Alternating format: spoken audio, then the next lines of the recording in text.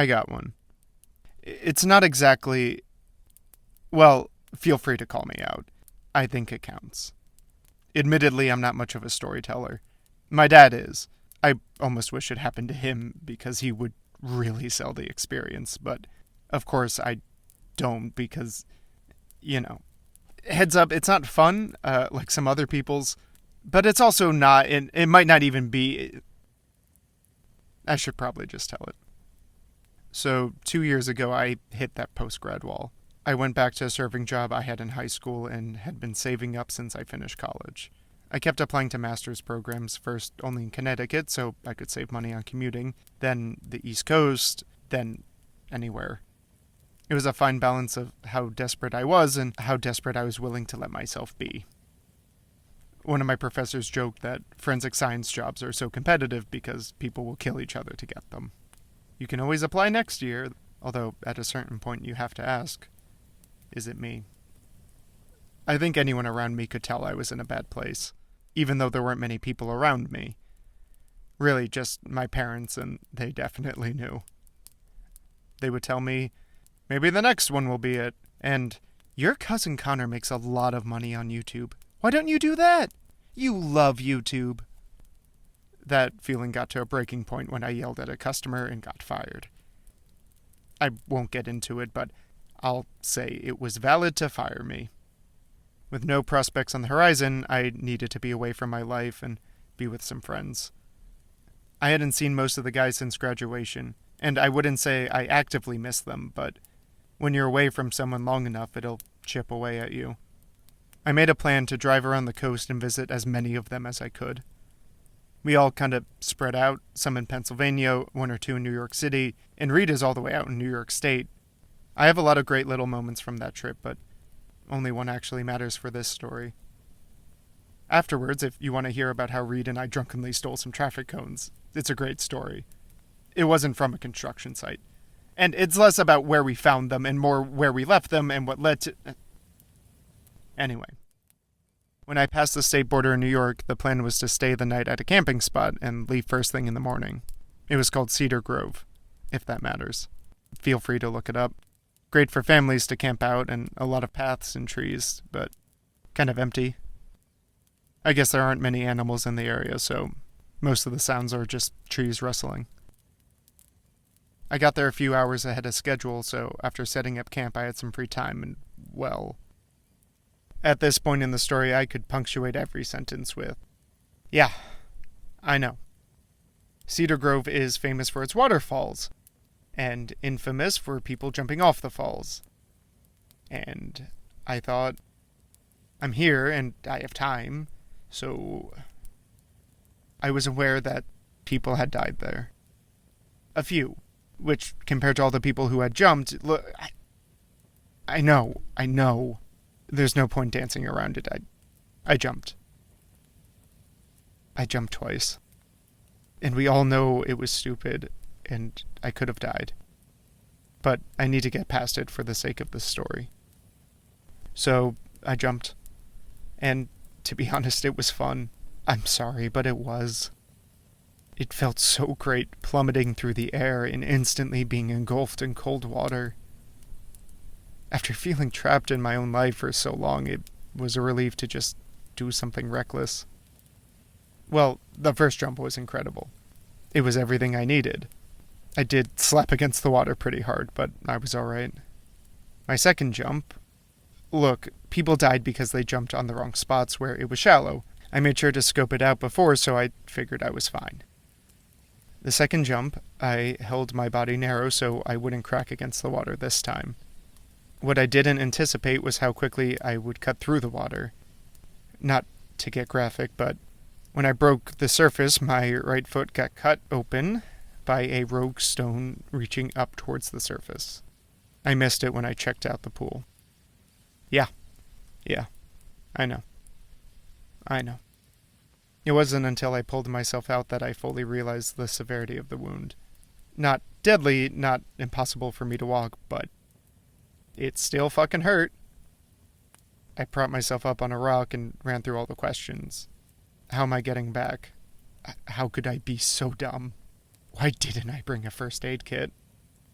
Should I tell my mom? Could I even hide it from her? I was so wrapped up in that, I barely heard a mellow voice say, "Do you know the way to Site 5? When I turned my head, I saw this young boy. He was maybe 7. I'm really bad with knowing kids' ages. They all look 7 to me. He had this dark, wet brown hair and the goofiest sunflower swim trunks. I was Site 3 and I didn't know the ground, so all I could think to do was ask where his parents are. He simply didn't acknowledge that I had spoken and repeated, "Do you know the way to Site 5? I had no idea where he came from.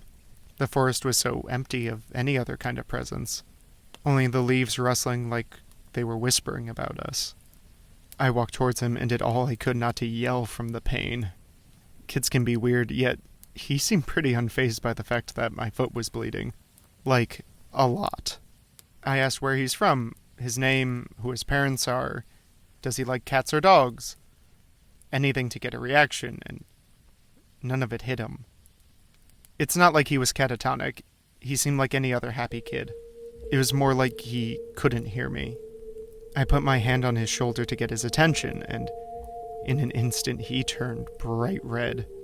Tears overflowed from his eyes, and he screamed. No words.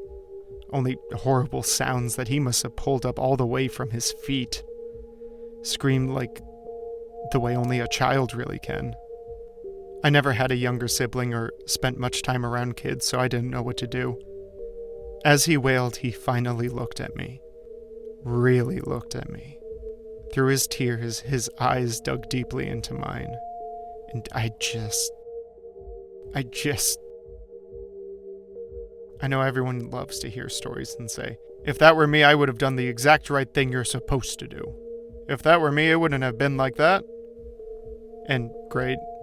Good for you. Put yourself in an actually scary situation and tell me how it goes. I wrapped both arms around him and pulled him close. It wasn't so much an embrace as it was constraining him. I wanted nothing more than to stop him, but he only wailed louder and wrangled in my arms.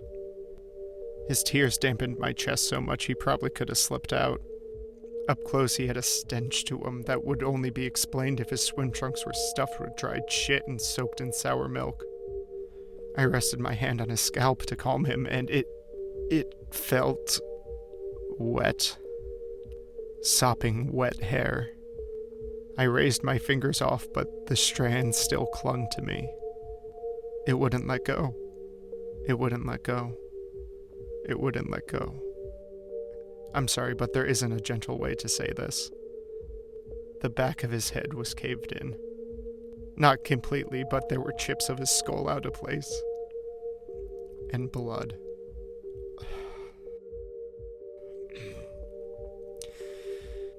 I feel like if I hadn't lifted my hand, I would have fallen into his head.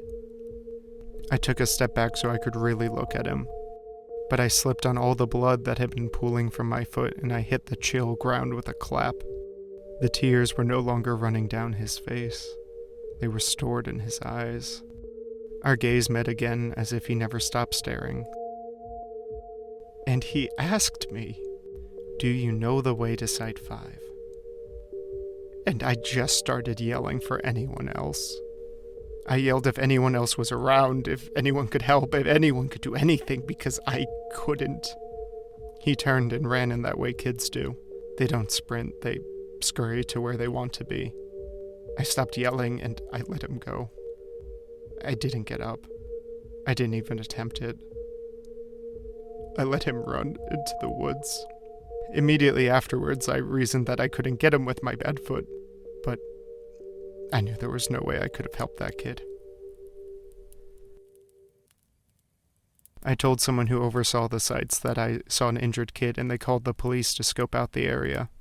They also called an ambulance, but at that point I almost forgot about my foot. I spent the night in the hospital. Reed was nice enough to come pick me up and get my car from the camping grounds.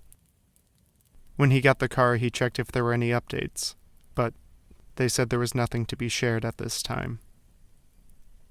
I told a lot of my friends this story, and they all said, "Well, there's not much you could do," or "Can't say I would have done any better."